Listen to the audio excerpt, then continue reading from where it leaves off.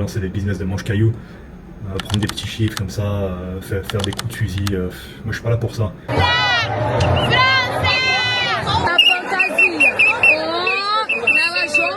Je le dis officiellement, je vais concurrencer. Et oui, je prends mes couilles et je les pose sur la table.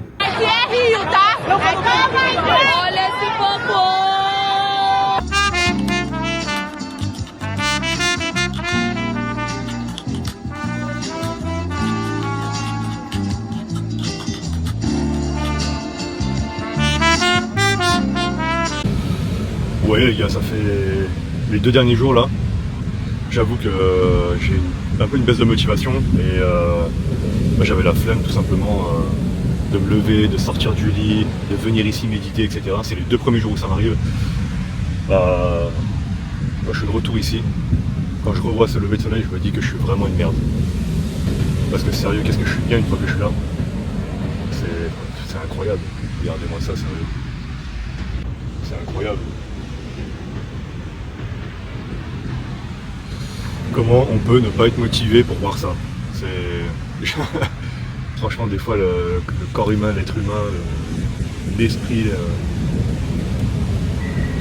c'est vraiment un combat permanent quand même. C'est un combat permanent contre nous-mêmes.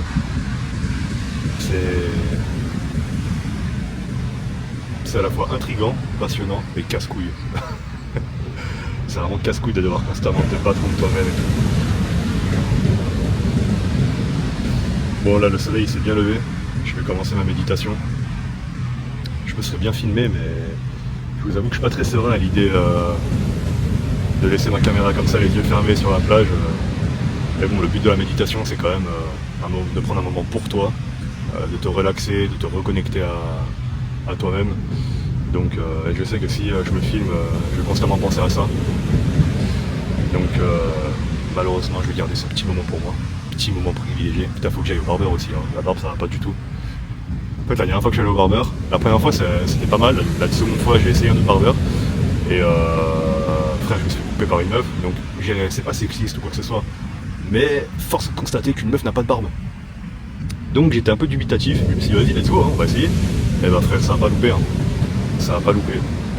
Elle m'a coupé les cheveux, ça va assez bien franchement, mais la barbe frère elle m'a rien fait, elle a même pas osé la toucher. Donc en gros je suis allé au barbeur et j'ai eu une coupe de cheveux quoi. J'ai pas eu une coupe de cheveux barbe. Enfin bon bref, je raconte un peu ma vie là. Bon les gars, 3e Airbnb, c'est la première fois que je prends un Airbnb en dehors de Copacabana. Là on est à Lapa, donc on va voir ce que ça donne. Hein. Oh, déjà ce que je vois c'est assez mignon. Ah oui, petite piscine à la bien. Putain, c'est pas mal là.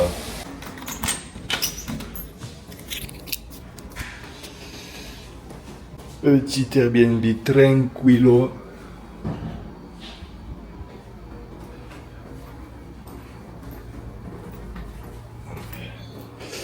Là on a une chambre, 2 chambres, salle de bain, tout ce qu'il faut finalement. On va voir ici là. Ok, il n'y a pas de vue spéciale. Bon. Honnêtement les gars, c'est l'Airbnb le plus cher que j'ai pris en plus. Mais c'est parce que c'est le carnaval. Il n'y avait pas trop le choix. On était un peu obligé de... Ouais franchement, j'ai connu mieux. Hein. J'ai connu mieux. Putain frère, 145 balles, ça me dégoûte de filmer ça carrément. T'es moi comme c'est rudimentaire. 3 assiettes qui se courent après, frère. Même pas de gros couteau, rien. Des trous dans les murs. C'est n'importe quoi, frère. T'es mal, hein. Ça, elle marchait même pas. On a dû te leur demander d'acheter ça, d'acheter ça.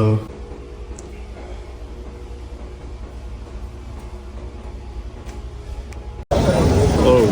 C'est quoi ça, là? J'attendais pas un flash. Hey! I'm here. You're here? How is that your beer? And you're here! Ça? C'est pas repas.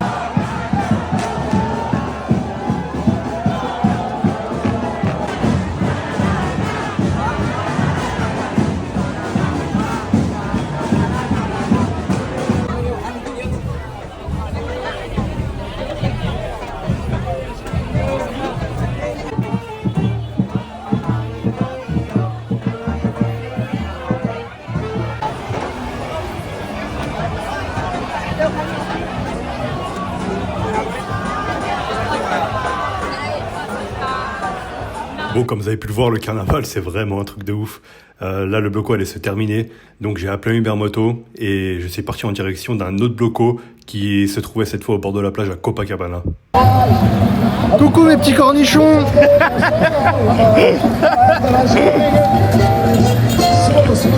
Assume le vlogueur que t'es, gros. Y'a pas de jugement ici. Stylé.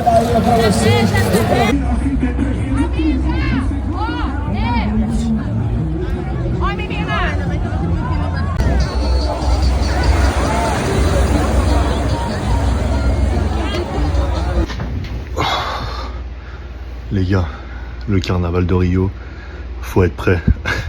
Faut vraiment être prêt.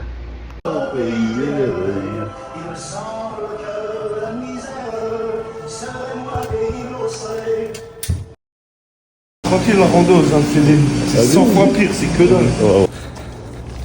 Là c'est le début. Là, Il fait c'est trop facile, gros. Il fait encore le malin là. On verra en haut. Oh là là, 2 kilomètres. Wesh, ça nous rafale. Là on peut pas tricher hein. Il voulait pas me croire. Regardez-le derrière. C'est quand même une sacrée aventure. Putain.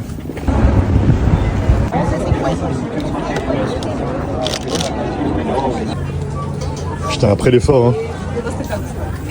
Alors le bilan? Easy. Là, dis-nous la vérité. Easy? Non, ça va, c'est intense, mais ça se voit. C'est normal.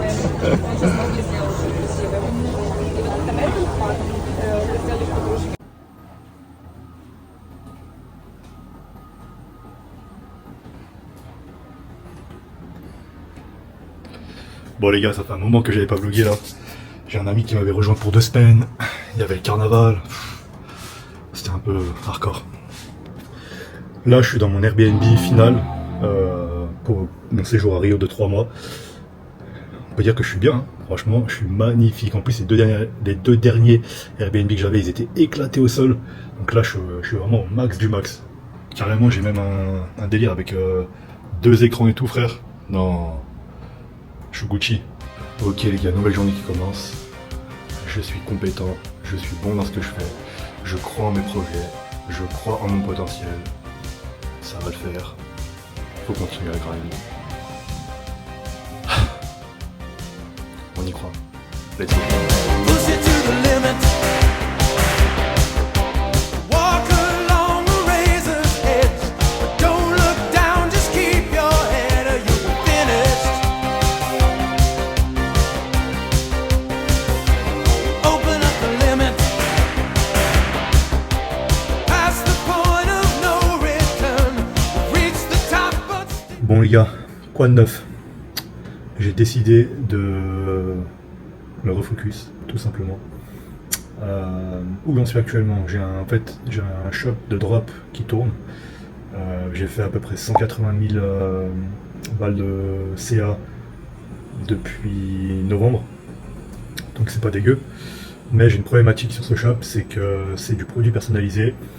Je ne peux pas me fournir en Europe. Je ne peux pas acheter la machine qui permet de faire les personnalisations.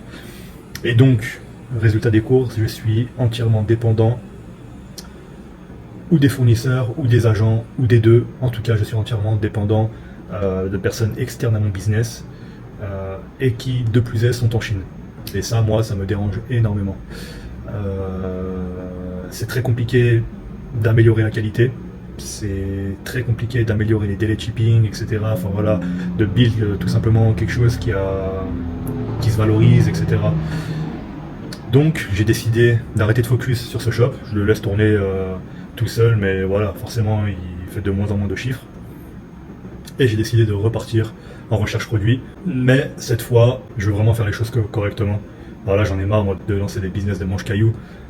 Prendre des petits chiffres comme ça, faire des coups de fusil, moi je suis pas là pour ça. Je l'ai fait pendant longtemps en crypto. Si je suis allé dans l'e-commerce, c'est justement pour construire des choses solides, stables et long terme. Donc là j'ai pris le temps déjà de choisir la niche et le produit. Donc je prends mes couilles et je les pose sur la table. C'est une niche qui est très concurrentielle. Donc forcément le niveau est haut, mais forcément il y a de la demande. J'ai vraiment pris du temps, j'ai listé tous les concurrents, j'ai listé l'évolution de leurs visiteurs, j'ai estimé l'AOV, j'ai estimé le CA mensuel, j'ai listé leurs offres, j'ai listé leur positionnement par rapport au shipping, est-ce qu'ils le paient, est-ce qu'ils le font payer, est-ce qu'ils le font gratuit, s'ils le font gratuit, à partir de quel seuil, etc. etc. J'ai vraiment tout listé. À partir de là, j'ai cherché les failles. Donc là où moi, je pourrais m'immiscer comme un petit rat et venir exploiter ces failles pour créer mon offre à partir de ça. Donc forcément, à force de chercher, j'ai découvert certains axes sur lesquels je pourrais me positionner et créer mon offre. Mais la décision que j'ai prise, je ne sais pas si c'est la meilleure.